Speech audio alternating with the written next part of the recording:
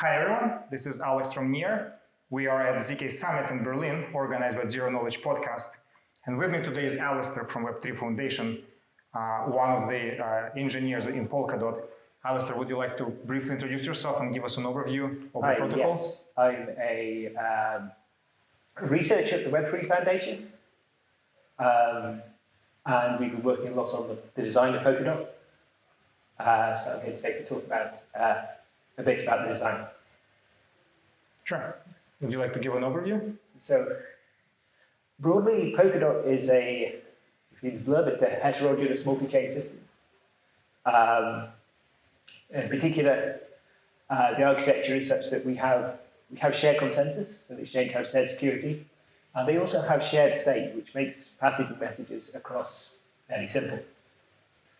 So we have one relay chain. How do I draw this? Let's have a blockchain, and this is going to be a relay chain, and a load of parachains. And the principle of the way this works is that we have a new parachain block. A hash of this block will go onto a relay chain block. So a relay chain block may contain a hash of blocks of many parachains. And thus the relay chain sort of defines, by this chain of hashes, the state of the entire system. Now, what next? Well, how exactly does this work? There's going to be a bunch of, we're going to elect a bunch of stakers for the relay chain called Validators. And they're all going to participate in the consensus of the relay chain. But they also do something for the parachains, namely, as their name is, they validate them. So what happened is we have a set of 100 to 1,000 people here, and we're going to split these up at any time. They're going to be split up randomly. They keep on getting reassigned to these various parachains. And so say there'd be 5 people here, and some of these, say 3 of them, are going to have to sign this hash to say that they've seen this block, they're going to keep it available, it's valid, to be sure that we're only putting good stuff on the relay chain. That's the basic of that. And so, well, there are many questions from here, right? Yeah. One question is, so validators, they're staking some sort of native to Polkadot token on the... Right, yes. On So the validators will be staking dot tokens. They'll also be elected by nominators who don't participate in validation themselves, but sort of delegate their dot tokens. And so nominators also stake tokens? Nominators also stake, yes. And their stake gets divided among the validators that they trust. Mm-hmm. And is the price of being a validator fixed throughout the life of the system? Not at all. So what we really want to do is we want to elect the 100 or the 1,000 that we can back by as much stake as possible. In fact, because it takes a constant number of validators not to cause trouble for us, rather than the sort of a third you might have with say, Tendermint, that means we really want our validators to be sort of backed equally. So we want to sort of select our validators such that the 1,000th, the 100th smallest validator is backed by a significant amount of dots if possible. I see. So for example, let's say there's only 2 people who staked. Let's say it's you and me. Yeah. Let's say I staked 5 tokens and you staked 25. So effectively, we're gonna distribute 2 of us among 1,000 seats, right? And so I will get like 1/6 and you're gonna get the remaining ones? In principle, yes. So we need 100 people to be validators. Mm-hmm. But if I delegate to 100 validators and you delegate to a different 100 validators, if you vote for a different 100 validators, then that will be the distribution. I see. And this is actually a bit different than the way, say, DPods do it. DPods is entirely approval voting. If I voted for 100, you voted for a different 100, then all of mine will get in and none of yours. Mm-hmm. Or in Cosmos, where you have bonded proof of stake, where you have to select each individual guy. But so in this case, neither of us would be a validator. We would be nominators, right? Well, we could be validators. I see. Yeah, but it's a separate role. Yeah. But so, for example, again, so let's say well, we both start with A, so you're going to be A, I'm going to be S. So let's say you staked, again, 25 tokens, right? I staked 5. But then you nominated 100 people, and I nominated 100 people. Right. But we only need 100 total, right? So We only need 100 total. So then what would happen, so if there were different sets of 100 people, obviously they can overlap. Yeah. In this case, the guys who overlap would obviously get in. If there were different sets of 100 people, then what would happen, yes, is that you would end up with 6 of yours getting in, sort of 16, which sort of each have had your things split evenly among them, and I would have the remaining 5, 6, and everyone would be backed by about 0.3 or something dots. I see. I see. And so, but then different validators are backed by different amount of dots. They can, well, so here they'd be backed by about the same. In principle, they can be backed by different amounts of dots, yes. I see. And sort of the way we want to reward validators is we're going to be paying them all equally, which means you want to be, you have an economic incentive to equalize, because the people who have their stake back, the person with the least stake get more money than those who want the most. But then again, you should only back people you trust, because we're going to slash you if they do something very bad.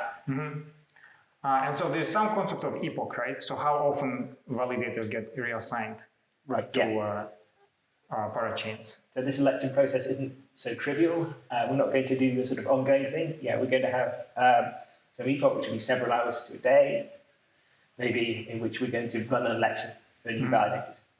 And so but do I get to reselect my 100, or what you could do a new vote. I mean, you don't have to. We expect these things are going to be fairly static, but you can submit a new vote which sort of overwrites your old one, and you end up with a different group of people. But if I do not reselect my 100, say it stays the same, the sample will change, right?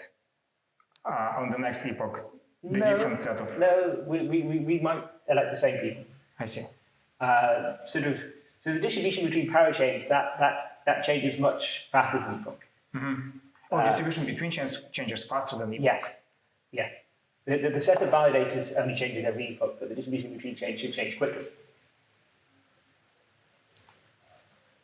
How quickly does the distribution? Well, okay, this is an open question. So we would love it to be every block, but there is the problem that you have to connect to the network of each of these chains, and this will slow it down. So it depends on how much that is, but it will be minutes rather than hours. Minutes. So I see. So for example, like let's say there was 5 validators here, a few minutes later it's going to be completely different 5 validators. Yes. Now, another question is, well, I guess how frequently does the relay chain produce blocks?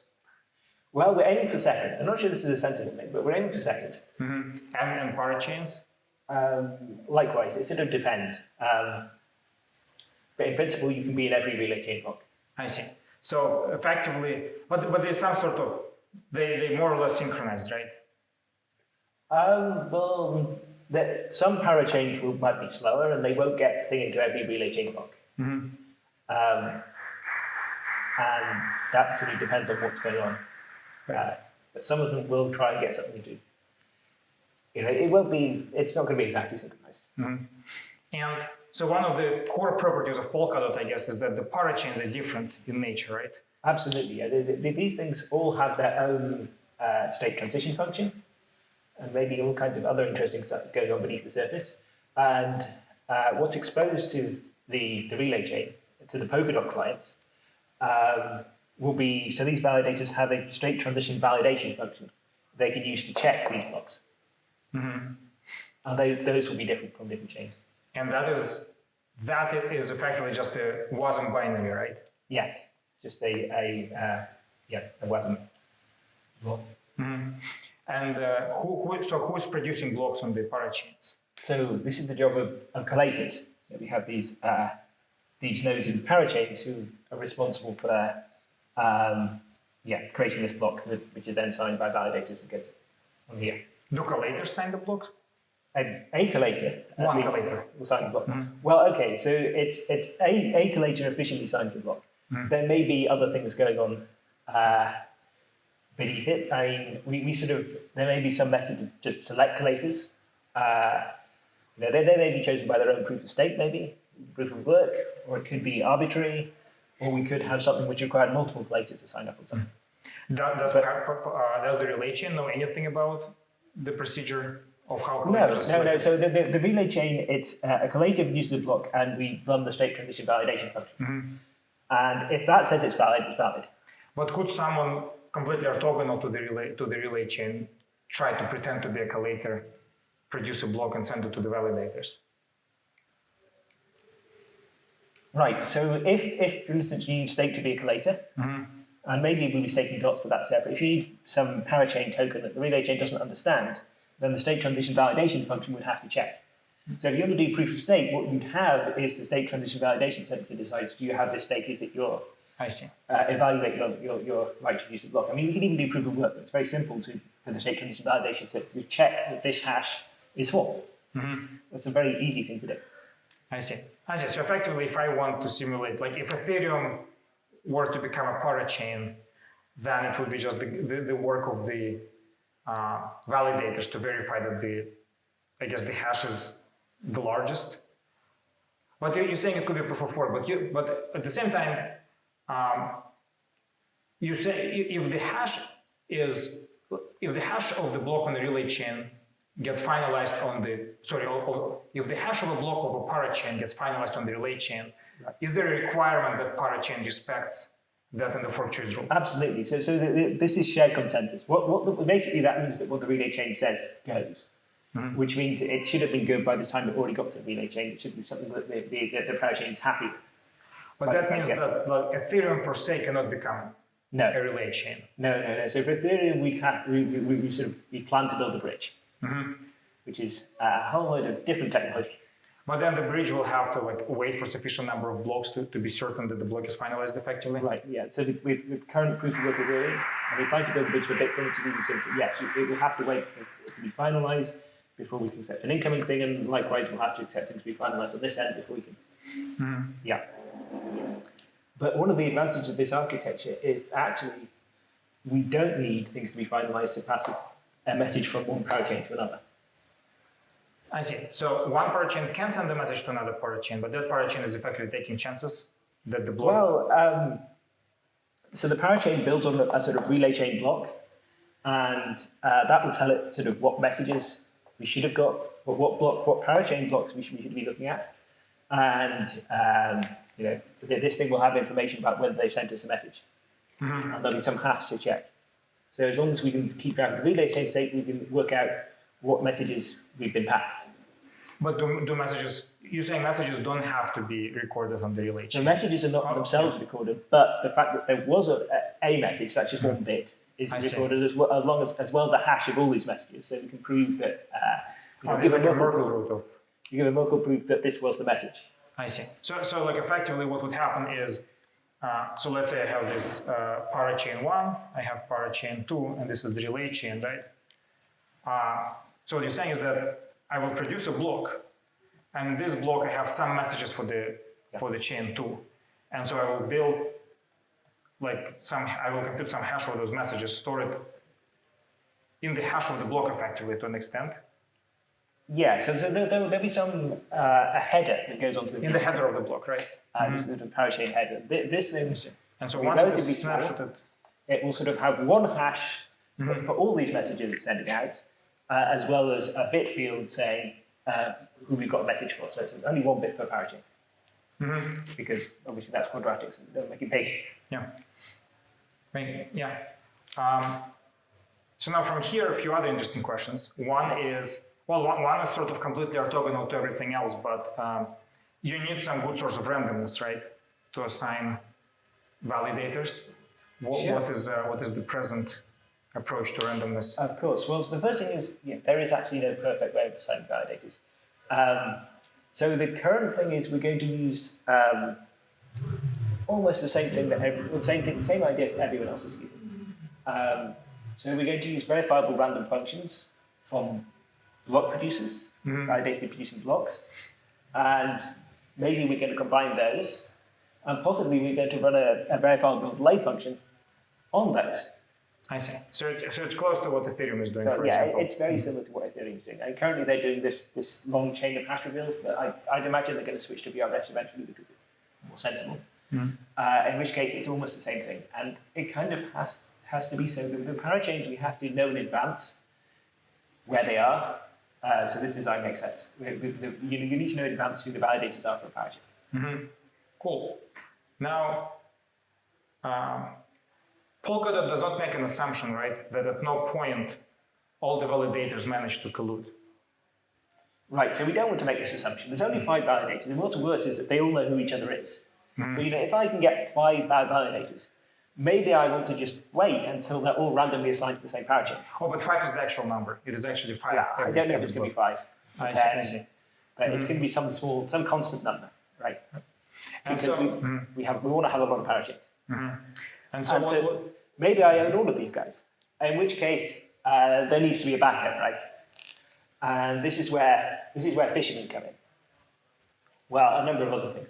So if these guys sign an invalid block, then people can claim some fishermen who might be on the parachain, maybe the relay chain, who knows? They can publish a transaction on the relay chain claiming that this thing is invalid.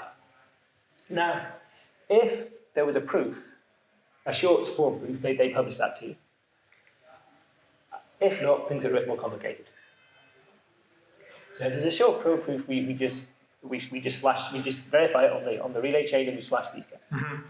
And but at which point is the block considered final? Is it when the hash first hits the relay chain, or is there some timeout during which the fisherman? Right. So there's a number of complications here. So firstly is we have our validators are going to enter into some sort of Byzantine agreement protocol, which is a finality guide. It's a bit like Casper FFG from Grandpa, which is going to finalize these blocks on the relay chain sometime after they've happened.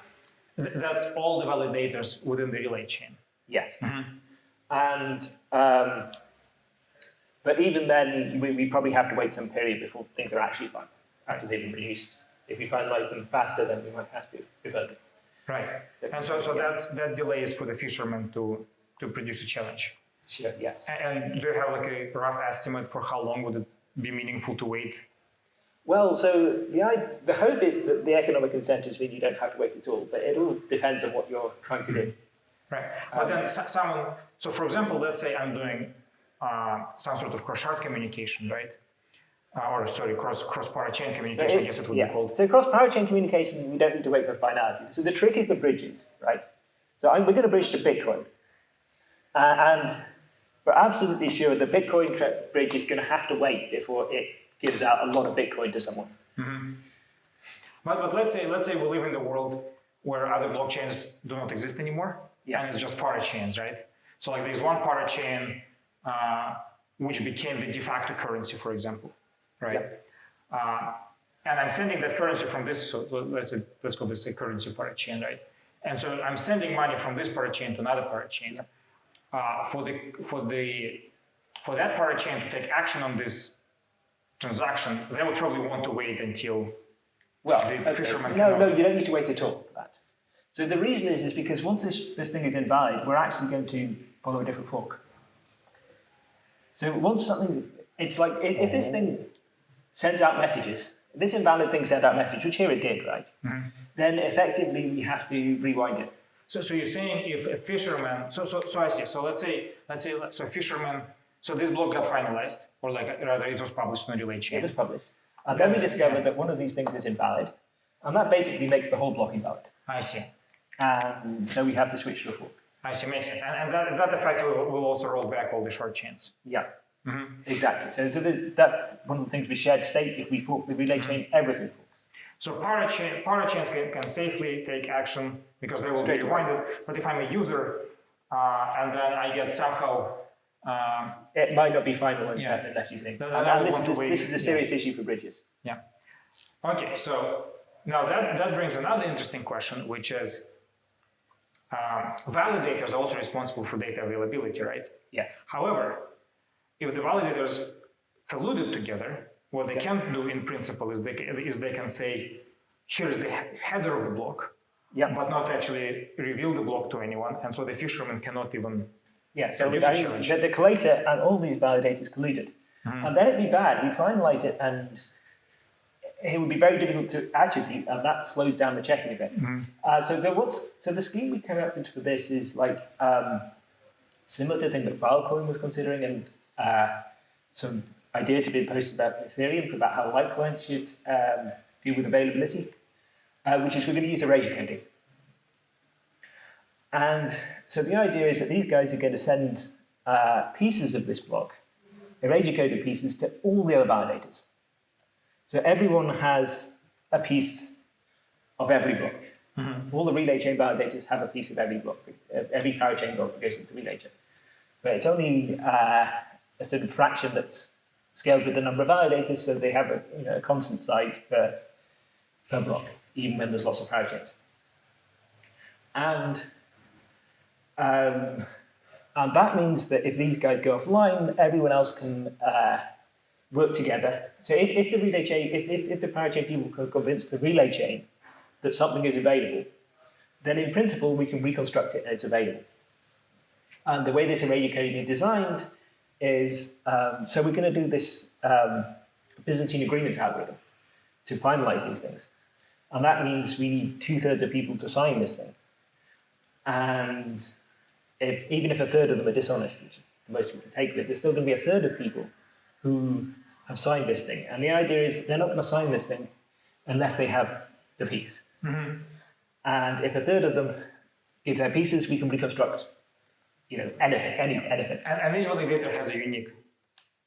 Every validator has a unique piece, yes. I see. This is even deterministic, it's not random because we know who they are. I see. So if the block, let's say the block had size n, would you need to add like 2n more? Another 2n, yeah. I see. So The erasure coded thing is 3 times the size, yeah. Cool. Yeah, that sounds like that would work. Okay, but of course there's an issue, which is that if this block is invalid, we're going to actually have to reconstruct it and for the fisherman. And check it, yes. So I mean, this is the problem. Well, these people have it, that's true, but maybe everyone running the parachain doesn't have it. If they don't, then they can't check it. And we need someone other than these people to check it. So then we have to have a procedure to work out when we should be reassembling blocks. Based on, for instance, on signals, these people say it's not available. And we should probably be doing this randomly anyway, but if people say it's not available, we have to try and reconstruct it. Someone else will have to reconstruct it. I see. So the protocol, there's some person on the parachain or some entity that wants to validate every block. And at some point they can... Well, everyone on the parachain should have every block. But who is on parachain besides validators and collators? Oh, you mean just like users? So all the full nodes of this, they're full nodes. They download and validate everything. That should be what they do. And if we're just handing out erasure coded pieces, we need to make sure that all the full nodes actually get it in the end. Otherwise, they not only can't validate it, but they can't build it either. But timing-wise, so at which point should the full node suspect that the block is unavailable and start that's easy, straight away.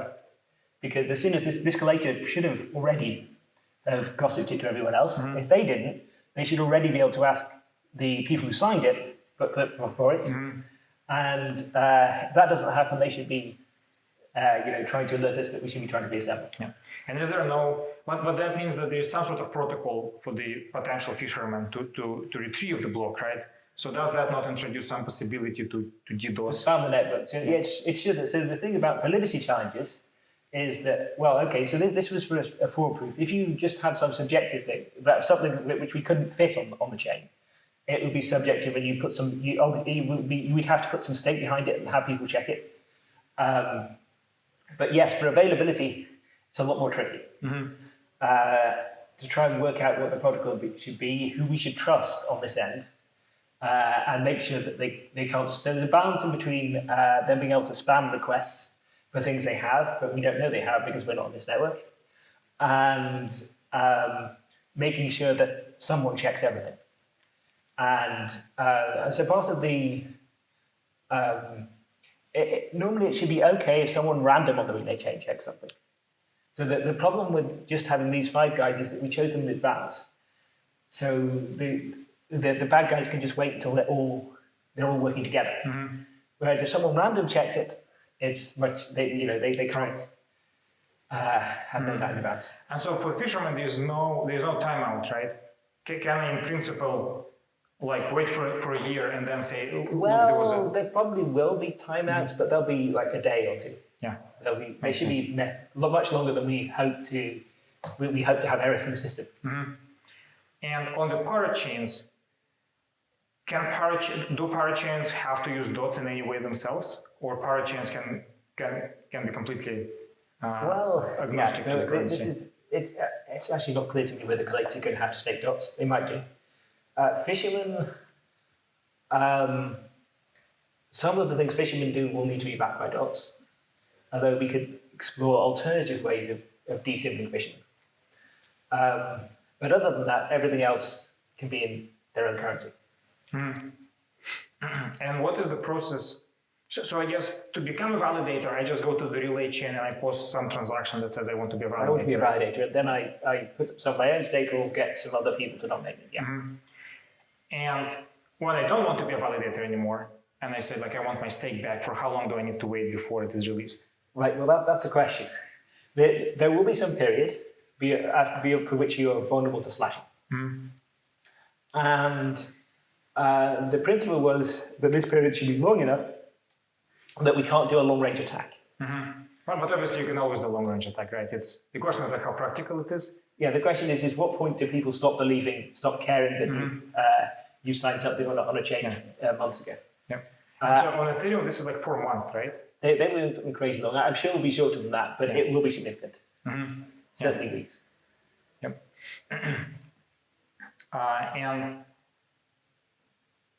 we now talk about consensus? Is there anything else that we want to talk about on the overall architecture? I don't know. Yeah, so for block production, we're kind of considering something like a robust price, where you have a VRF to select the people who are producing the next block so no one knows who it is. And that in this Byzantine agreement, that's how consensus works on the relay chain. Parachains, they might have their own systems, but the basic idea is somehow we have a collector who produces blockings. The 5 validators, do they need to reach a Byzantine consensus among themselves? No, they usually just sign a block. They can sign multiple blocks, and the person, creating this block, which would be another validator normally, would decide which of the blocks which has enough signatures goes in. I see. So it is possible in principle that there's going to be 5 blocks coming from 5 different validators. Yes. It does depend. So it's sort of optional on the parachain side if they wanted to have some kind of rate limiting thing. But what is the motivation not to have a Byzantine consensus among the 5? It takes longer. I see. Less messages is better. Yep. Cool. So let's talk about Grandpa. So my understanding is that Grandpa on itself is not. It has like non-Byzantine consensus and Byzantine consensus parts, right? So Grandpa is the finality gadget, the Byzantine agreement part. I see. But the blocks can be produced. Blocks on the relay chain can be produced, but just not finalized by the Grandpa, right? Yes. So the chain can continue growing. Yes. So for example, if it happens that more than 1/3 validators is offline, the chain will continue growing. The chain will continue on going. If those 1/3 come back, then then we can finalize a lot of blocks at once. But can validators rotate without having 1/3 online? Can they? Can they reshuffle? So like, can the epoch change without having right? So this online? Is the tricky part. So we have a fallback mechanism whereby if we don't have a third for long enough, we can eventually basically we will fall back to the longest chain or ghost or something on the chain and agree on a new set of validators. We're still discussing how that's going to work. I see. But without that fallback, the chain will carry on, but you never finalize it. I see. And the epoch will never change as well. And that will cause trouble, yeah. unless you had a mechanism to kick out the validator, which end up with a small set. Yeah. But without the Byzantine consensus, do you just use Ghost to choose the longest chain, or is it just purely the longest chain? Yeah, one of those will probably be the thing. I see. So that doesn't really matter. That's the protocol. So Grandpa itself is kind of abstract and will work with anything, but for Polkadot, we'll go for something like longest chain, or maybe Ghost if you want faster block production. And you're saying the blocks are going to be like within a few seconds? I think it'll be a few seconds, so Ghost might be a better idea than longest chain. Yeah. And so Grandpa is specifically a Byzantine consensus? Yes. And what's the block production mechanism? We were thinking of calling it Babe at the minute. That was our contrasting name for the block production mechanism. How's it called? Babe. Babe and Grandpa, yeah.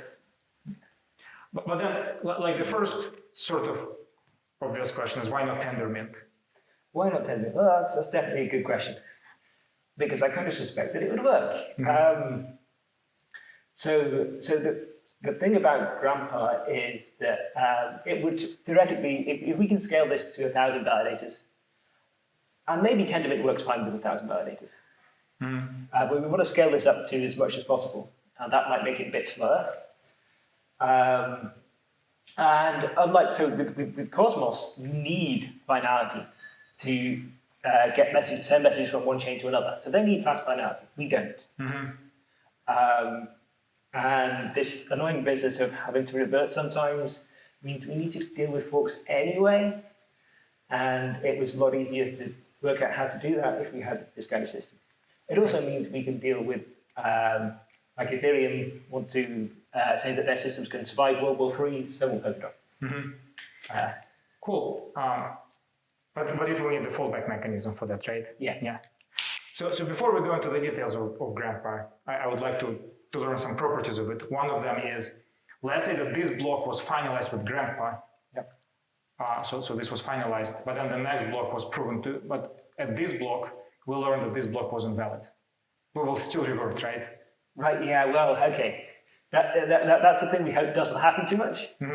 Because when it does, we are going to have to ignore finality, which is going to be a problem for lifelines. Right. Absolutely, we'd have to fork the chain here. That's the only way of doing it, and then lifelines wouldn't know, but there's no way around that.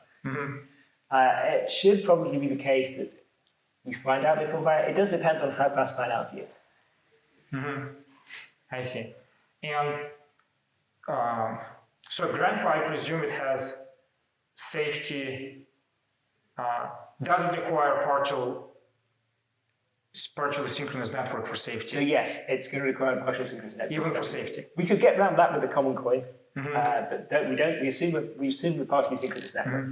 It can deal with, it's the assumption where we know the network delay, but maybe it doesn't hold sometimes. And it can recover from it not holding sometimes. Yeah, it's a sort of Byzantine thing. It's safe. It's live, conditioned on if the underlying block production mechanism is live itself. It has a certain liveness property, so does Grandpa.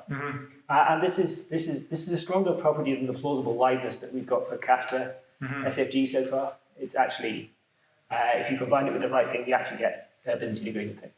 Nice. Cool. Okay, now let's dig into how Grandpa works. Okay.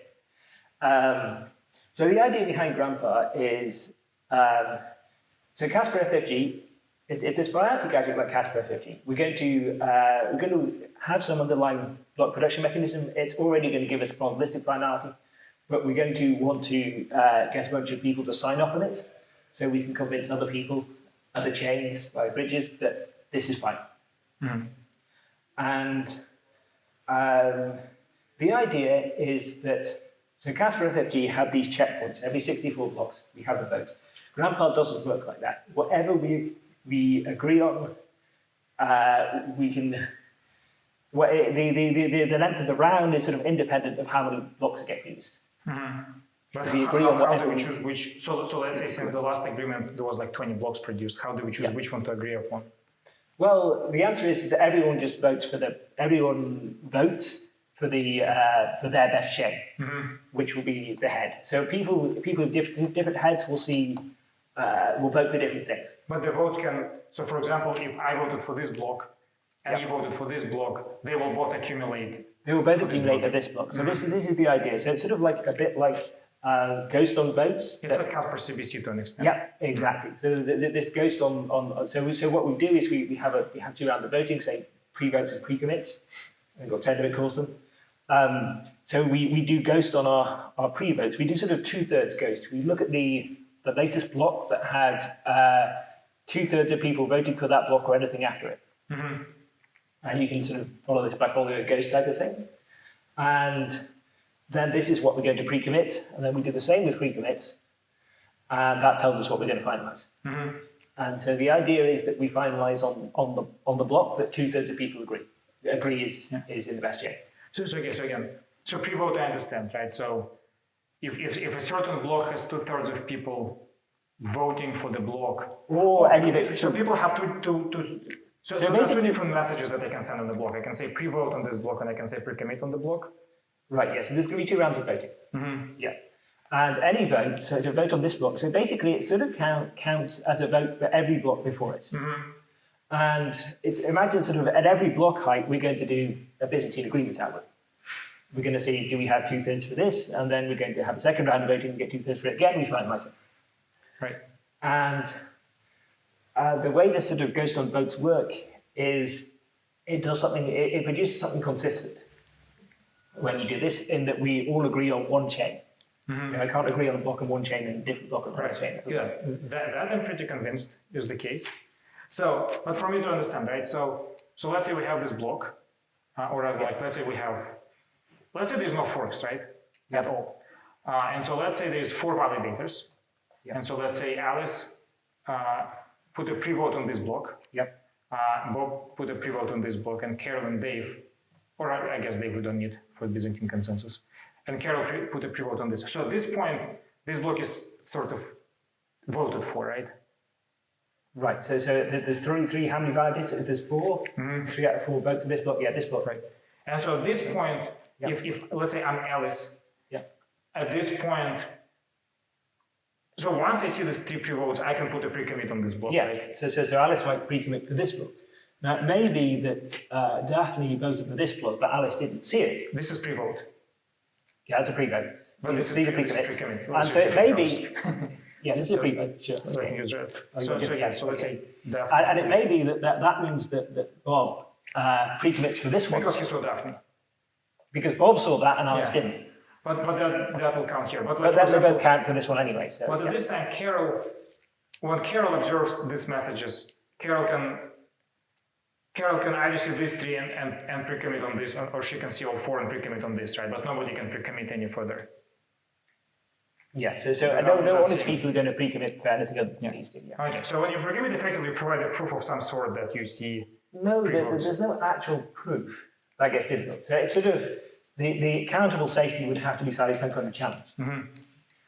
So like I can pre-commit without a proof, but you just will not respect my pre-commit until you see yourself 2/3 Well, yeah, so part of the process involves waiting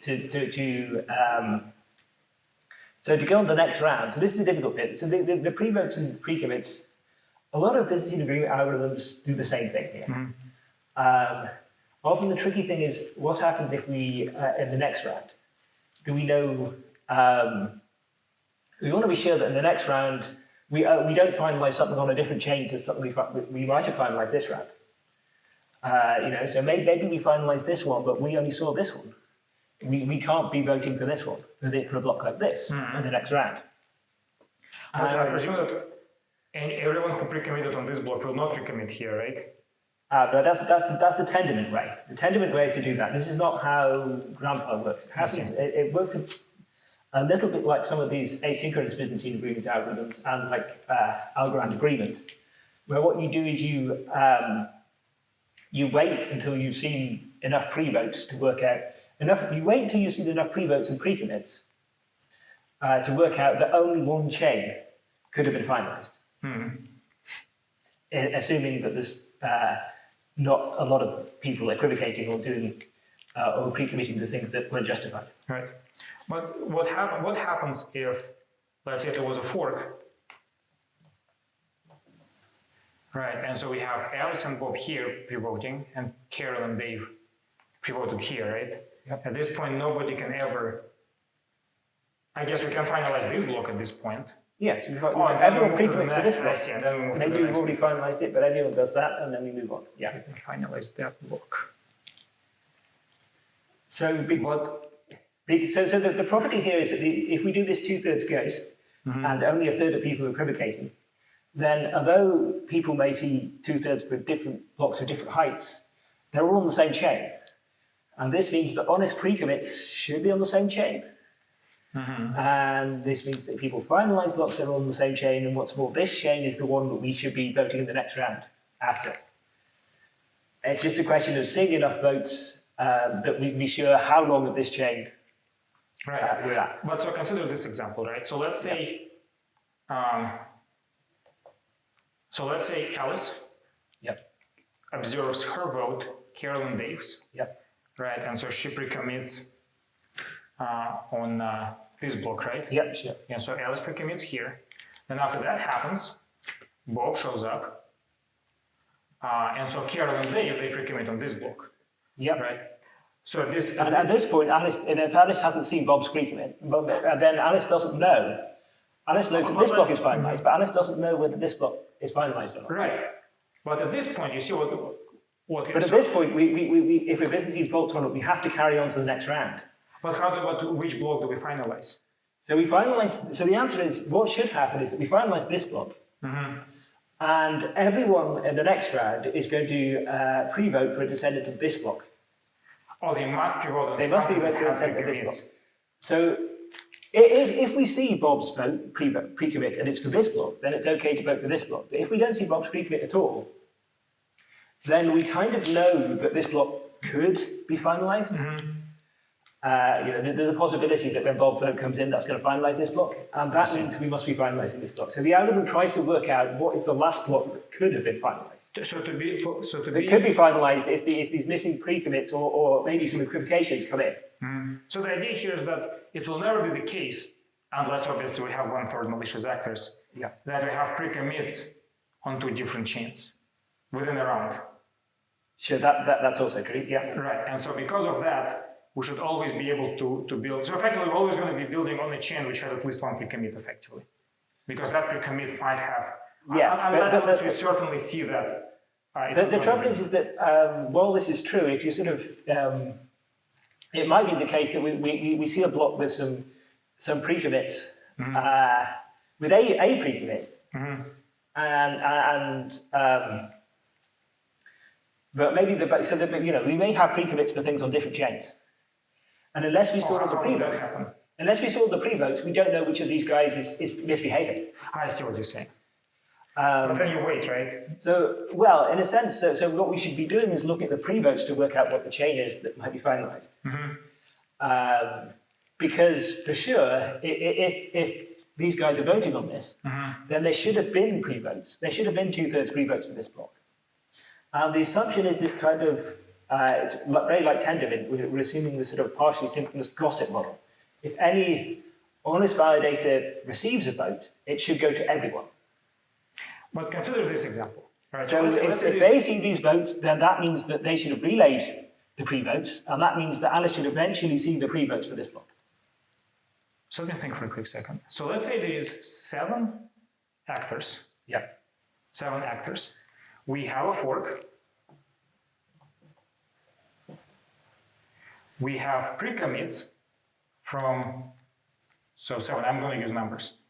Actually, B, C, D, E, F, G. G is the last one, right?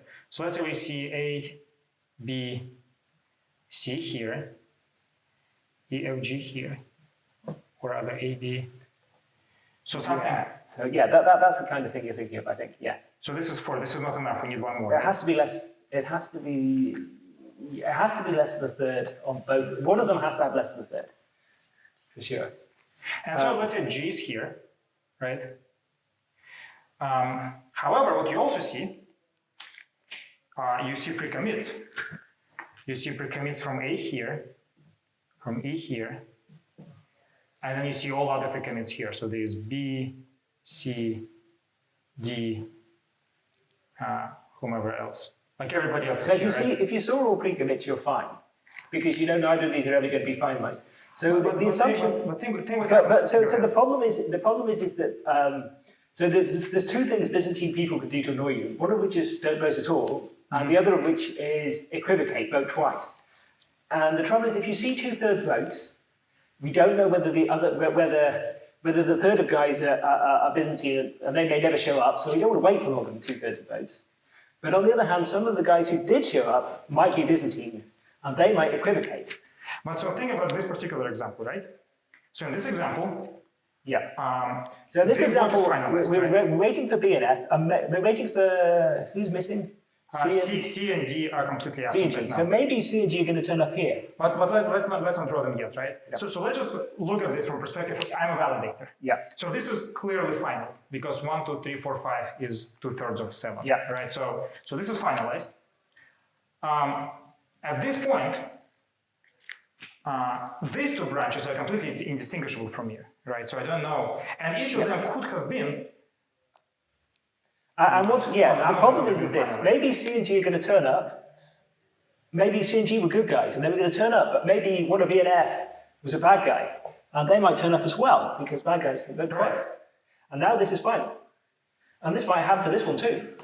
Instead, but you see, that's a problem, right? Absolutely, yes. I think this example doesn't quite work, but it can. So now, which of these do we build on?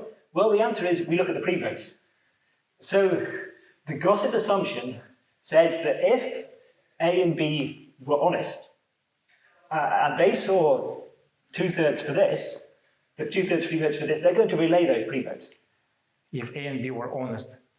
So anyone but who... the problem is that what could have been is that C and D pre-voted. Oh, I see. If A and B saw 2/3 pre-votes for this, any of those who are honest saw 2/3 pre-votes for this, and they're going to reload those messages. And what that means is that Guy here is eventually going to see the pre-votes for this one. And then they know what to do. Then they can proceed. As soon as they see the pre-votes, and A and B should know them, they know that it's this one and that these guys were bad. And I should vote for this block in the next round. I see. And so you're saying it's impossible to be in such a situation in which no amount of waiting will help you. It's impossible to be in a situation with no amount of waiting. Well, it would help you. And furthermore, if we're partially synchronous, we never have to wait because we should already have seen these pre-votes before people started pre-committing. Cool. Before we go on to the next round. And for the next round, all the pre-votes, all the pre-commits, they erased, right? Right, so we want to keep track of the last round.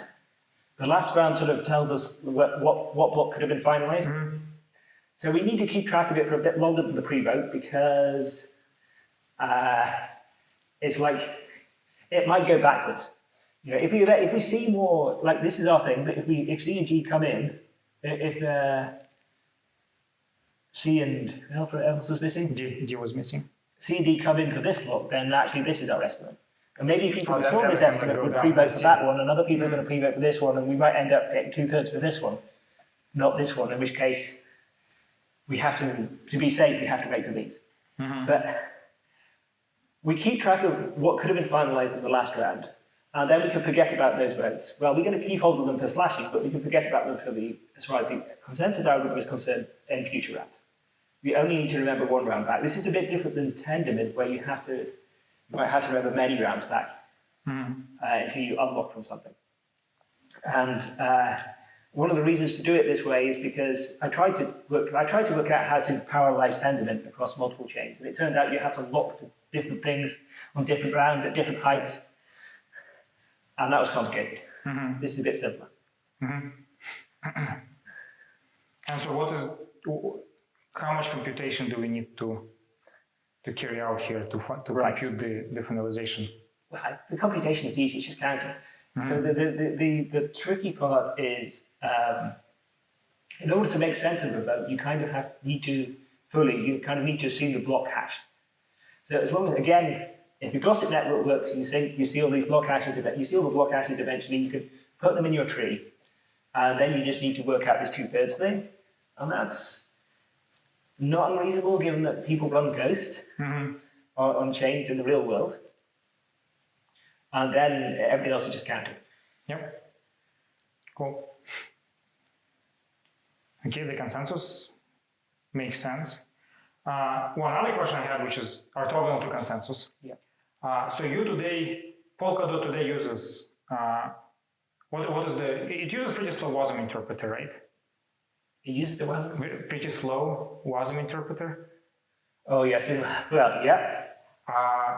So if the block validation on itself is written in WASM, right, that's going to be slower than EVM, presumably. Right. So we're hopefully going to be able to compile this WASM to native code. I see. So the validators will all be running the WASM, because the WASM is the thing, and the collators too, because they'll have fast computers, so it's fine. Because the WASM is going to be the canonical thing. But Node should be able to run native code and have it come up with the same answer. Right. And I don't want to talk much about governance because that could be 1 hour conversation in itself. Yeah. But I want to talk about the technical, what needs to exist on the blockchain to enable the governance, right? So the WASM code that is executed by the validator, is it stored on the parachain or is it stored on the relay chain?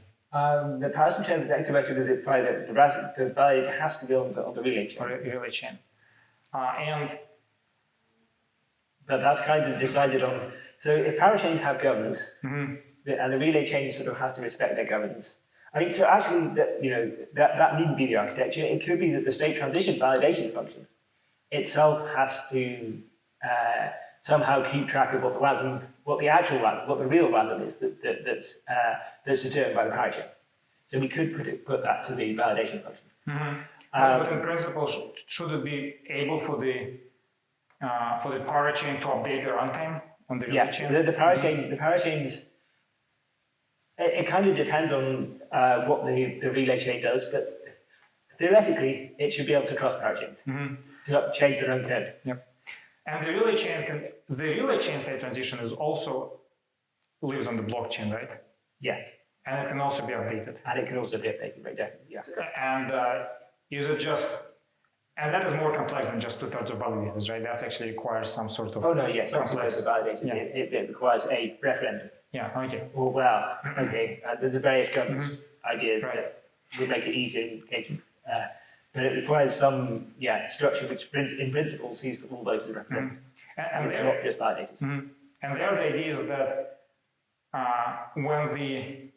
by the time the runtime changes, the state transition changes, majority of validators should have already upgraded the client itself, right? Right. So we don't need anyone to upgrade because they can just run the WASM. And the validators are probably going to run the WASM for a lot of things anyway because it's the canonical version. But we are going to have the client should have native code that accelerates this for things which aren't slashable. And the native should do the same thing as the WASM, but there's going to be bugs. Sure. Cool. Well, I guess that's most of the questions. Did we not cover something fundamental that is very interesting? So I mentioned availability, validity, the important things. How the consensus looks from here, how the consensus might happen here. I think that's. And so message passing maybe didn't quite explain who's responsible for what, but that's basically the parachain validators are also going to keep available. Aside from this block, they're also going to be the people you ask for messages, because obviously the messages don't go onto the relay chain. But it doesn't really matter who you ask because the hash goes on. But then the data availability problem is back again, I guess. There's a Data availability. Of course, and so the data availability, just like the other one, and the validators back it up. Oh, because messages are actually in the block. The messages aren't in the relay chain block, no. The messages, but messages are in the parachain block, right? They are in the parachain And block, so we can and there's a local proof from the relay chain block that it's the right message. Cool. Awesome. Okay, I guess that concludes the technical part. And we always ask one non-technical question at the end. When is the mainnet? When is the mainnet? Oh, when's the mainnet? Oh, this year, if you believe, this year, that's definitely the plan, and we're committed to it every day. So when it turns up early next year, it will still be fine. Right. And the plan, do you plan to have some parachains? Like you will have bridges as you launch? Well, we hope so. At least the Ethereum bridge. It would be very convenient because, for instance, the pre-sale happened on the Ethereum chain. It'd be very convenient if we could have the Ethereum bridge good to go from launch. But that's all. It's all a question of technology. We're not going to have many parachains at launch. It's going to scale up. Cool. When we prove it works. Yeah. Awesome. Okay. Thanks a lot for coming. Okay. Thank you.